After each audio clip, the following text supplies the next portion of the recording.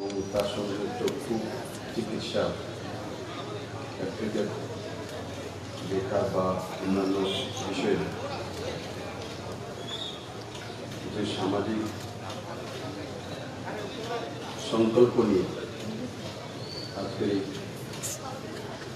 রক্তদান শিবির এবং চক্ষু চিকিৎসার আয়োজন করা হয়েছে, তার জন্য প্রথমে আমি ক্লাব কর্তৃপক্ষকে ধন্যবাদ জানাবো। এই কার্যক্রমে উপস্থিত আগরতলা কর্পোরেশনের মেয়র আদরণীয় ডক্টর প্রফুল্ল সিনহা মহোদয়, doctor Shyamram Bhattacharya MS AGMC, Shri Tapesh Debnath secretary Deshbandhu Chittaranjan club, Shri Shibu Saha convener blood donation camp, doctor Jagdish Das MD senior citizen member, Shri Paritosh Pal senior citizen member, আর এখানে উপস্থিত এই ক্লাবের সদস্যগণ এবং তার পরিবারের সমস্ত সদস্যরা, মায়েরা, বোনেরা, মিডিয়ার বন্ধুরা।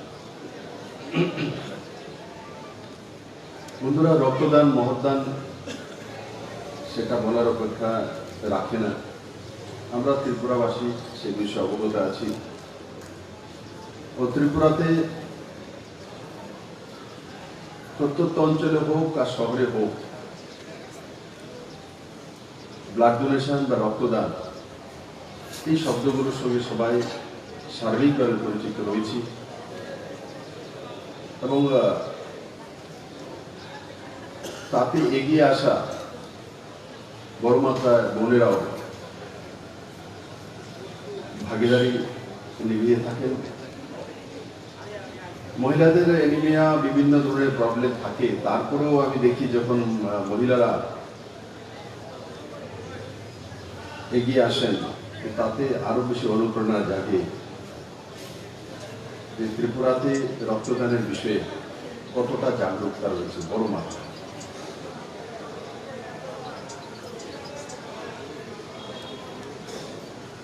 ক্যাটরেকের বিষয়ে বা চক্ষু চিকিৎসার জন্য রাজ্য সরকার একটা সংকল্প নিয়েছে। মিশন দৃষ্টি নামে গত 15ই আগস্টে আসাম রাইফেল ময়দান থেকে আমি ঘোষণা করেছিলাম যে 1 বছরের মধ্যে ত্রিপুরাকে ক্যাটারেক্ট যে অপারেশন হয় না, চোখের চিকিৎসা, সেটা কমপ্লিট করে ত্রিপুরাকে সেই অভিশাপ থেকে মুক্ত করা হবে এবং তাতে বড় মাত্রায় ত্রিপুরাতে স্বাস্থ্য দপ্তর কাজ করছে। সাউথ ডিস্ট্রিক্ট ক্যাটারেক্ট অপারেশন মোটামুটি সম্পন্ন হয়ে চলেছে আর মার্চ 2020 মধ্যে পুরো সাউথ তা থেকে মুক্তি পাবে। কিছুদিন আগে সাউথে একটা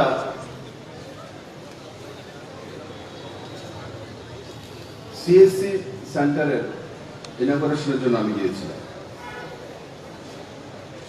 সেখানকার স্থানীয় বিধায়ক শঙ্কর রয় উনি মিশন ডিস্ট্রিক্টটাকে মিশন করে নিয়েছে, সঙ্গে CMO রয়েছে। কিছু মহিলা আমার সঙ্গে কার্যক্রমের আগে দেখা করলেন, তার মধ্যে কেউর বয়স আবার 75, কেউর বয়স 65, কেউর বয়স 70, মানে 60 থেকে উপরে। এর মধ্যে এক মহিলা আমাকে জড়িয়ে ধরে বললেন, আমি এতদিন চোখে দেখতাম না, দুনিয়া আমার কাছে অন্ধকার হয়ে গেছে, আর এখন চোখ খুলে দেখছি সামনে মুখ্যমন্ত্রী। তো এই যে এহসাস, বেশি পয়সা খরচা হয় না, কিন্তু মহিলা দুনিয়া আর দেখতে পাচ্ছিল না। ও সামান্য ক্যাটারেক অপারেশনের জন্য সেই কাজটা রাজ্য সরকার করবে না। আর কত বড় আশীর্বাদ, সামনে যখন চোখ খুলেছে তো মুখ্যমন্ত্রীকে দেখছে, বলছে এখন আমি সব দেখছি, আমার জীবন সার্থক হয়ে গেছে। আমি কোনোদিন কল্পনা করিনি যে আমি আবার দেখতে পাবো। আমি গরিব মানুষ, আমার ছেলেরা মেয়েরা সেটা করতে পারছিল না। আর আজকে আমি যখন চোখ খুলেছি তো আমার সামনে রাজ্যের মুখ্যমন্ত্রী দাঁড়িয়ে আছে। এর চাইতে বড় আশীর্বাদ কি হতে পারে? একবার এহসাস করুন, আপনার সঙ্গে যদি এমন হয় আপনার কেমন লাগে। আর তার জন্য রাজ্য সরকার সিদ্ধান্ত নিয়েছে যে 1 বছরের মধ্যে আগামী 15 আগস্ট পর্যন্ত সারা ত্রিপুরাতে ক্যাটারেক্ট মুক্ত করে দেবে। সাউথ তো হয়ে যাবে মার্চের মধ্যে, গোমতীও পিছিয়ে নয়। কিছুদিন আগে শঙ্কর নেত্রালয় গুয়াহাটির যে প্রমুখ হর্ষ ভট্টাচার্য উনি এসেছিলেন, ওনার টিম নিয়ে গোমতীতে একটা বড় চক্ষু চিকিৎসার উনি ক্যাম্প করেছেন এবং যাওয়ার সময় আমার সঙ্গে দেখাও করেছেন। উনি আশা ব্যক্ত করেছেন যে সময়ের মধ্যে ত্রিপুরা সরকার সেই কাজটা করতে সক্ষম হবে আর ওনার ইনস্টিটিউশনের দ্বারা যতটা সাহায্য করার উনি ত্রিপুরার জন্য করবেন। তাতে রাজ্য সরকারের কত খরচা হবে? মিশন দৃষ্টিতে 5,59,00,000 টাকা রাজ্য সরকারের খরচা, মানে প্রায় 6.5 কোটি টাকা খরচা করে ত্রিপুরাকে সেই অভিশাপ থেকে মুক্ত করা যেতে পারে। রাজ্য সরকার সেই কাজ করছে। और चित्तरंजन क्लब पुरानो क्लब 1961 থেকে বিভিন্ন সমাজসেবামূলক কাজ ও পূজা অর্চনা তার মধ্যে নিজেদেরকে ব্যস্ত রাখেন। আমি তার সঙ্গে জড়ব। দেখুন, মানুষ আপনাদেরকে মনে রাখে এমন কিছু কাজ করে যেতে হয় জীবনে। অনেক আছে যে অনেক টাকা খরচা করছে কিন্তু তার রেজাল্ট দেখা যায়। তো রেজাল্ট দেখতে হবে। যেমন ক্যাটারেক্ট অপারেশন করার পর ওই বৃদ্ধা মা আমাকে জড়িয়ে ধরেছে, তো তার আমার রেজাল্ট সামনে দেখছি যে ভদ্রমহিলা চোখে দেখতে পাচ্ছিলেন না, এখন উনি চোখে দেখছেন, খুব রেজাল্ট সামনে চলে এসে সার্বিকভাবে বড় আকারে ত্রিপুরাতে সে অভিশাপ থেকে মুক্তি পাওয়ার লক্ষ্যে সরকার কাজ করছে। তো চিত্তরঞ্জন ক্লাবের এমন কিছু কাজ করা দরকার যে সেটা যাতে মাইলস্টোন হয়ে যায়। দুর্গাপূজা হয় বড় মাত্রায় এখানে চিত্তরঞ্জনে, দূর দূরান্ত থেকে, শুধু ত্রিপুরা নয়, ত্রিপুরার বাইরে থেকে লোক আসেন পুজো দেখার জন্য। তার নিজস্ব একটা আলাদা আলাদা থিম থাকে। তো সে থেকে সমাজের মধ্যে একটা মেসেজ যায়। ও সেই কাজটা চিত্তরঞ্জন ক্লাব সুদক্ষতার সঙ্গে করে। আর এটা আমার বিধানসভার মধ্যে রয়েছে। আমার বিধানসভা মোটামুটি আর্থিকভাবে স্বয়ংসম্পূর্ণ লোকই আছে, তো তার মধ্যে কিছু কিছু লোক আর্থিকভাবে পিছিয়ে পড়া আছে, সংখ্যা কম। তো আমি ক্লাব কর্তৃপক্ষকে বলবো, যেখানে মাঝে মাঝে আসে বলে স্যার আপনি তো মুখ্যমন্ত্রী, আপনি তো সব পারেন। আমি সব পারি না, আমি এই ধরনের মুখ্যমন্ত্রী না। আমি যখনই কোনো সিদ্ধান্ত নিই ক্যাবিনেটকে নিয়ে করি, সার্বিকভাবে করি।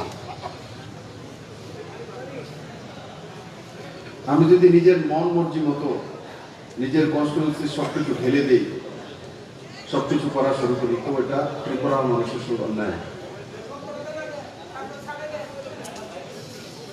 আশা আমার কনস্টিটিউন্সি লোক করবে বলে, স্যার মুখ্যমন্ত্রী তো সবচেয়ে বেশি ডেভেলপমেন্ট আমার এখানে হবে,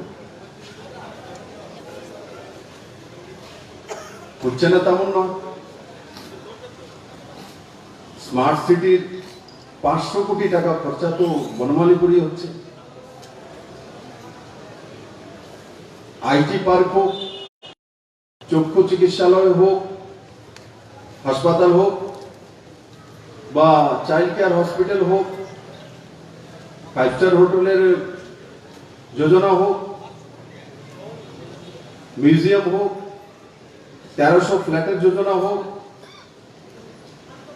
আইটি পার্ক,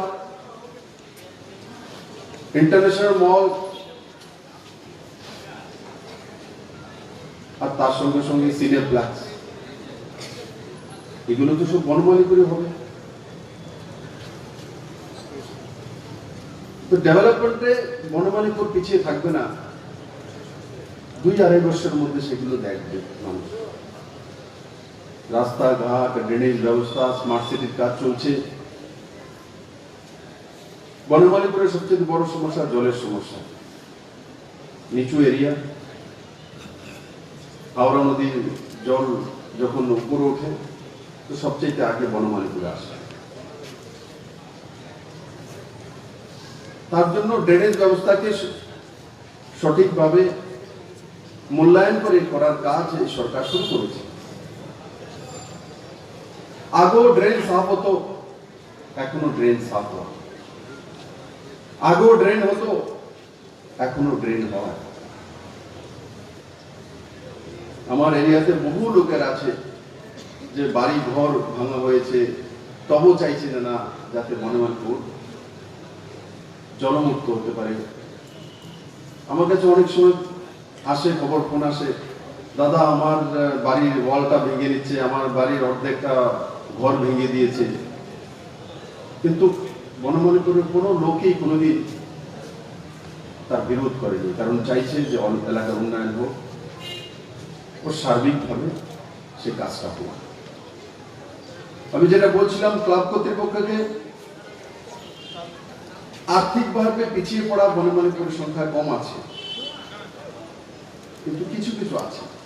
ওই দিন আমি একটা বাড়িতে গিয়েছিলাম, এক আশাকর্মী আমার কাছে এসে, স্যার একটু বেতনটা বাড়িয়ে দিন আমাদের। তো ও বনমালীপুর বলে ওর বেতন একলা আমি বাড়াতে পারবো, বাড়াতে হলে পুরো আশাকর্মীকে একসঙ্গে বাড়াতে হবে। কিন্তু ও ওনার মনের ভাব প্রকাশ করেছে, কারণ ওনার আমি এমএলএ, তার জন্য জনপ্রতিনিধির কাছে বলতে চাইছি। কিন্তু আশাকর্মী বাড়াতে গেলে আমাকে সবার জন্য বাড়াতে হবে। কিন্তু ক্লাব কর্তৃপক্ষ করতে পারে। সে আশাকর্মীর যে মেয়েটা কলেজে পড়ে, আর্থিকভাবে পিছিয়ে আছে, তার জন্য মেয়েটার জন্য সাহায্য চাইছে, তো তার সঙ্গে দাঁড়িয়ে যাওয়া দেশবন্ধু চিত্তরঞ্জন দাস। আমি দাঁড়াতে গেলে হয়তো আমার বেতন থেকে 1 মাসে আমি হয়তো 15,000 টাকা 20,000 টাকা দিয়ে দিলাম, ঠিক আছে, তাতে সমাধান হবে। যেমন মাঝখানে আমি একটা সিদ্ধান্ত করেছিলাম যে সারা ত্রিপুরার যে যতগুলো গ্রাম আছে, গ্রামের বাজার আছে, তার মধ্যে ডাস্টবিন দেওয়া হবে। তার জন্য রবীন্দ্র ভবন থেকে ঘোষণা করেছে আমার স্যালারি 6 মাসের টাকা স্যালারি দিয়ে দেবো। তো ডিউনো দেখছি কত হয়, এখন একটু স্যালারি বেড়েছে, তবু বিধায়কদের চাইতে আমার স্যালারি কম। বিধায়কদের স্যালারি মনে 80,000 টাকার কাছে, আমার মনে 60-62,000 টাকার মতো চলেছে। তো ওই সময় ছিল মনে হয় 27,000 না কত, 26,000 টাকা। তো যদি 6 মাসের 1,000 করে, তো কত হবে? কত হচ্ছে? হ্যাঁ, মানে 6 মাসের না,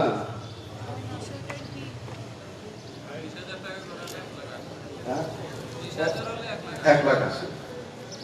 তো 1,80,000 টাকা দিয়ে কি হবে পুরো ত্রিপুরার ডাস্টবিন গ্রামের মধ্যে? তারপর দেখলাম এরকম কিছু হবে না। তখন ওএনজিসি কে ডাকা, অন্যান্য পাবলিক সেক্টরকে ডাকা, ওদেরকে ডেকে বলা হয়েছে একটা যোজনা বানিয়ে কত দিনে লাগবে। তো ওএনজিসি বলছে যে আমি করব। তো আমার অ্যাকাউন্ট থেকে স্যালারি একটা ডিএম এর কাছে চলে যাবে, और ডিএম কে দিয়ে ডিস্ট্রিক্ট ম্যাজিস্ট্রেট কে দিয়ে যোজনা তৈরি করে নেওয়া হয়েছে। এপ্রিলের মধ্যে সময় দিয়েছিলাম, ওএনজিসি সেটা কমপ্লিট করে নেবে। সমস্ত বাজারগুলোর মধ্যে 2টি করে ডাস্টবিন লাগানো, বড় ডাস্টবিন, মানে স্বচ্ছতার প্রতি জাগরুকতা করার জন্য, গার্বেজ ফ্রি ত্রিপুরা করার জন্য। তো আমি শুরু করেছি বলেছি, তো ওএনজিসি বড় মাত্রায় তার সঙ্গে নিজের সহযোগ দিচ্ছে। 1.5 লাখ আর 2 লাখ টাকা সারা ত্রিপুরা ডাস্টবিন, এক একটা ডাস্টবিনের, যে ডাস্টবিনে আমি দেখেছি যে এক একটা প্রায় যে জড়ি আছে দুইটা, মনে হয় 50-60 হাজার কাছাকাছি গিয়ে দাঁড়ায়। বড় মাত্রায় তার মধ্যে টাকা লাগে। সে কে দেবে? ওএনজিসি দেবে। আমি কত দিচ্ছি? 2 লাখ টাকা হলো। কিন্তু মেসেজ গিয়েছে মুখ্যমন্ত্রী বলার কারণে 6 মাসের টাকা দিয়েছে, তার সঙ্গে সঙ্গে ওএনজিসি নিজেকে ওই জায়গাতে সহভাগী হিসাবে প্রস্তুত করেছে। সিংহভাগ কি সবটাই তো ওএনজিসি করছে। তো দেশবন্ধু চিত্তরঞ্জন ক্লাবও বেছে বেছে এই ধরনের কারা আছে, হয়তো আপনারা করেন, কিন্তু বেছে বেছে এই ধরনের যারা আছে তাদেরকে সাহায্য করে। ক্লাব কর্তৃপক্ষের উপরে কেউ উঙ্গলি তুলতে পারবে না যে এই 3 জনকে দিয়েছেন তার জন্য মোহনপুরও 3 জনকে দিতে হবে, কিন্তু আমি দিলে আমার উপর উঙ্গলি উঠাবে এখানে 3 জন দিয়েছেন, তো বাকি ত্রিপুরার লোকেরা এখন অন্যায় করেছে। কারণ আমার উপরে তো হক সবাই আছে, অধিকার সারা ত্রিপুরার। বনমালীপুরের বেশি,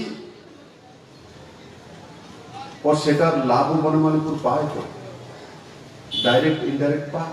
বললাম না স্মার্ট সিটির 500 কোটি টাকা এখানে চলে এসছে, আইটি হাব থেকে নিয়ে 2,500 কোটি টাকার যে উন্নয়ন এখানেই হবে। और এমনিতে আমার কনস্টিটিউয়েন্সি বলে নয়, স্মার্ট সিটি আমার সরকার আসার পরে এসেছে তেমন নয়, কেন্দ্র সরকারের যোজনা ও পুরনো সরকার থাকতেই সেই কাজ শুরু হয়েছে। তো স্বাভাবিকভাবে বনমালীপুর মূল শহর, আগরতলা স্মার্ট সিটি হলে বনমালীপুরের অংশ বেশি পড়বে, স্বাভাবিক। এটা অস্বাভাবিকের কোনো কিছু না। আমার কনস্টিটিউয়েন্সি বলে বেশি ঢুকিয়ে দিয়েছি এমন কোনো কিছু না। বনমালীপুরটাই শহরের মধ্যে 3টে জায়গা, বিশেষ করে বনমালীপুর और রামনগরের একটা অংশ, আগরতলার একটা অংশ, প্রতাপগড়ের একটা অংশ, और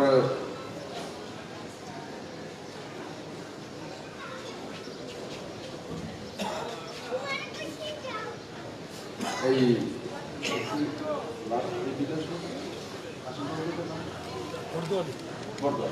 বর্দোয়ালি একটা অংশ। এটা মিলে আগরতলা শহর। বনমালীপুর পুরোটাই 6টা ওয়ার্ড কমপ্লিটলি শহর। তো স্বাভাবিকভাবে বনমালীপুরের মধ্যে সেটা আসছে। তার জন্য ত্রিপুরাকে বলতে পারবে না যে মুখ্যমন্ত্রী বলে ওনার ক্যারিয়ারের মধ্যে সবকিছু ঢুকিয়ে দিয়েছে। হ্যাঁ, পুরনো জেলখানাতে যে কার্যক্রম, যেই ইনফ্রাস্ট্রাকচারটা উঠবে সেটা মুখ্যমন্ত্রী দিল না। আর আমাকে দেখাক না অন্য কোনো কনস্টিটিউন্সির মধ্যে এত বড় এরিয়া, পুরনো জেলখানায় যতটা এরিয়া আছে শহরের মধ্যে এতটা এরিয়া কোন কনস্টিটিউন্সির মধ্যে আছে? খালি কোনো জায়গাতে, কোনো জায়গাতে। তার জন্য তাকে বেছে নেওয়া হয়েছে এবং ডেভেলপমেন্ট করা হবে। আমি আশা করি দেশবন্ধু চিত্তরঞ্জন ক্লাবের সদস্যরা, সেক্রেটারি তপেশ দেবনাথ এখানে রয়েছে, আর ব্লাড ডোনেশন ক্যাম্পের কনভেনার শিবুশা মহোদ রয়েছেন। ওনারা যোজনা বানিয়ে টাইম বাউন্ড যে এই বছরে এতটা করব, এই বছরে এতটা করব, এই বছরে এতটা করব, নির্ণয় করে কাজ করা, তখন গিয়ে পুরো দুনিয়ার সামনে দেশবন্ধু চিত্তরঞ্জন ক্লাব চলে আসবে যোজনা করে। जैसे अटल जलधारा मिशन আগেও তো সরকার ছিল, আগেও তো ব্যবস্থা ডিডব্লিউ মিনিস্ট্রি ছিল, জলের কানেকশন তো হতো। কিন্তু এই নতুন সরকার আসার পর 2018 ডিসেম্বরে আমি ঘোষণা করেছি যে ত্রিপুরাতে প্রত্যেকের বাড়িতে, সে এপিএল হোক, বিপিএল হোক, অন্তোদয় হোক, ফ্রিতে জলের কানেকশন পৌঁছে দাও নলের মাধ্যমে। ও রাস্তার কাছে পাশে সাপ্লাই এসছে তো লাগাতার জল পড়ছে, তা দিয়ে 2 ঘন্টা এমন না, সেগুলোকে বন্ধ করা আর বাড়িতে পৌঁছে দেবে। আর টাইম কতটা? 2022 ডিসেম্বরের মধ্যে করতে হবে। তখন গিয়ে দুনিয়া জানবে যে ত্রিপুরা এক রাজ্য, সেখানে প্রত্যেকের ঘরে বিনামূল্যে জল পৌঁছে দিয়েছে অটল জলধারা মিশনের মাধ্যমে। ও শুদ্ধ পানীয় জল পৌঁছে দেওয়া, সেই কাজটা সম্পন্ন করতে পেরেছে 2022-এর মধ্যে ত্রিপুরা সরকার। নরেন্দ্র মোদী সরকার আসার পর মোদী প্রিয় প্রধানমন্ত্রী ঘোষণা করেছেন 2024-এর মধ্যে সারা ভারতবর্ষের প্রত্যেকের বাড়িতে জলের লাইন পৌঁছে দেওয়া। তো তার আগে ত্রিপুরা সরকার সিদ্ধান্ত করে নিয়েছিল যে আমরা 22-এর মধ্যে পৌঁছে দেব। তখন কি হবে? তখন সারা দুনিয়া ত্রিপুরাকে জানবে যে ত্রিপুরা এক রাজ্য যেখানে প্রত্যেকের বাড়িতে পাইপের মধ্যে শুদ্ধ পানীয় জল পৌঁছে দেওয়া হয়েছে। যোজনা ছাড়া যদি আমি শুরু করতাম জল পৌঁছাবো, ঠিক পৌঁছাবো, তো তাকে দুনিয়া কোনো ব্যক্তি বা কোনো সংস্থান আইডেন্টিফাই করে।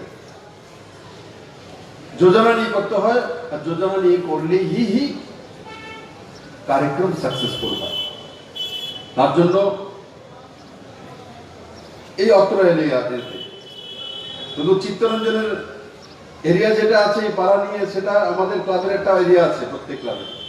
এই এরিয়া নয়, এরিয়া থেকে বেরিয়ে কাজ করা উচিত। পুরো কনস্টিটিউন্সির মধ্যে এই ধরনের লোক কারা, কারণ চিত্তরঞ্জনের এই ক্লাবের আশপাশে গরিব খুব কম আছে, হ্যাঁ না? সব বসে আছে, আমি তো চিনি বাড়ি গরিব কম আছে।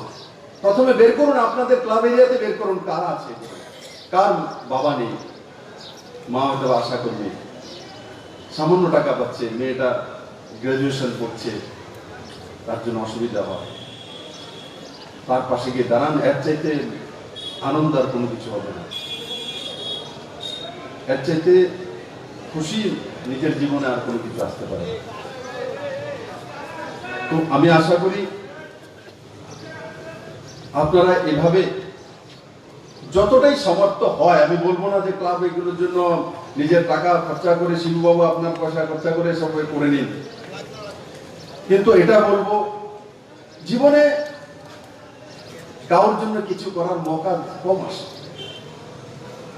অনেকে ভাবে আমি তো এটা করে দিয়েছি, ভাবনা থাকা উচিত না। আমাকে মুখ্যমন্ত্রীর দায়িত্ব দেওয়ার কারণে আমি ত্রিপুরাতে কাজ করার সুযোগ পেয়েছি, সেটা হচ্ছে বড় বিষয়। আমি মুখ্যমন্ত্রী হয়ে কাজ করেছি সেটা বড় বিষয় না, আমাকে মুখ্যমন্ত্রী হিসেবে দায়িত্ব দেওয়ার কারণে কাজ করার সুযোগ পেয়েছি সেটা হচ্ছে বড় কথা। ক্লাবের সেক্রেটারি সদস্য অফিস বেরার হওয়ার কারণে সমাজে কাজ করার সুযোগ পেয়েছি, যখন সুযোগ পেয়েছি তো কিছু ভালো কাজ করে দেওয়া, তাদের সঙ্গে দাঁড়িয়ে যাওয়া। আর প্রতি বছর যদি 5টা 7টা 10টা যতটাই আমার ক্যাপাসিটি থেকে তার মধ্যে আমরা সিদ্ধান্ত করে নিই, তখন গিয়ে চিত্তরঞ্জনকে সবাই চিনবে। আমি বারবার বলছি, তখন গিয়ে চিনবে যে চিত্তরঞ্জন ক্লাব এই পর্যন্ত এতগুলো মেয়েকে গ্রাজুয়েশন করিয়েছে, এত পেলের জবের ব্যবস্থা করেছে, কর্মসংস্থানের ব্যবস্থা করেছে। যখন একদিন নিউজ পেপারে আসবে, সোশ্যাল মিডিয়াতে আসবে যে এই ক্লাব এতগুলো লোকের পাশে দাঁড়িয়ে তাদেরকে প্রতিষ্ঠিত করেছে, তখন গিয়ে ক্লাবের 1961 থেকে এই পর্যন্ত যা কাজ করেছে সবের সামনে সর্বশ্রেষ্ঠ ক্লাব হয়ে দাঁড়িয়ে যাবে। বন্ধুরা, আমি আশা করি সমস্ত ক্লাব কর্তৃপক্ষরা মিলেমিশে সে কাজটা করতে সক্ষম হবে। আর আজকের এই রক্তদান শিবির এবং চক্ষু চিকিৎসার যে আয়োজন করা হয়েছে ক্লাব কর্তৃপক্ষের দ্বারা, তার জন্য আমি আবারও সমস্ত ক্লাব কর্তৃপক্ষকে অনেক অনেক ধন্যবাদ জানাবো। আর আশা করি আগামী দিনগুলিতে যেই যে বিষয়গুলি আমি এখানে তুলে ধরলাম তার মধ্যে আপনারা পারদর্শিতার সঙ্গে সবাই মিলেমিশে কাজ করবেন। সবাইকে অনেক অনেক ধন্যবাদ। জয় হিন্দ।